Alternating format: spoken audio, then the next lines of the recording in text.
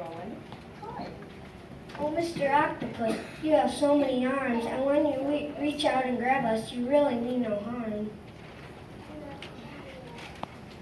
He loves to hear you giggle and squeal out with such bliss. He'll wrap his arms. He'll wrap his arms around you and give you a great big kiss.